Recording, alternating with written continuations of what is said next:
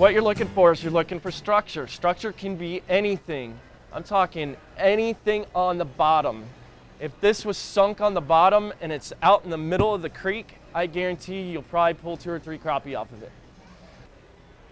And when you're fishing structure on the bank, next to the bank, or trash piles, after a flood, what happens is like a tree will fall down and it'll back up with debris.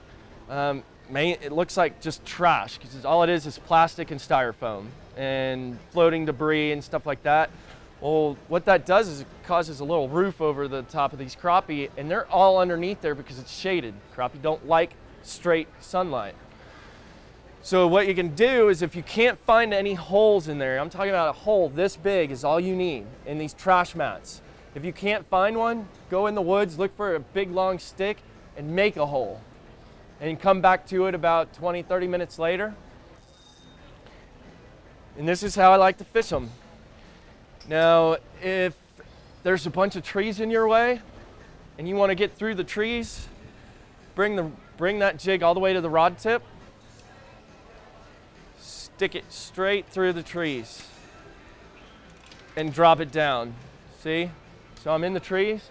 The only problem is you're getting them out of that. But if you see, a crappie will fit through this little section right here.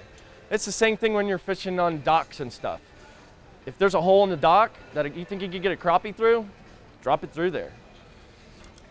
Same thing. You just come up, stick it in there, drop it straight to the bottom. As soon as it slacks out, you got your depth. So we'll go ahead and reel in our slack. So we got our depth now. And when I say depth, I'm talking about I want my rod tip straight like this. I don't want it down. I want to be straight with it so I can see that initial bite. So I got all the slack out, and I know I'm on the bottom because it slacks out, okay? So I'm gonna raise it up, and this is what that jig's gonna do. Mainly it sits level, but due to gravity and no water, it'll sit like this. So you wanna bring it to about right here, and I like to sit here like this. People jigging will go like this. No, that's not gonna work. Minnows don't go up and down this fast. They don't swim around and go like that, okay?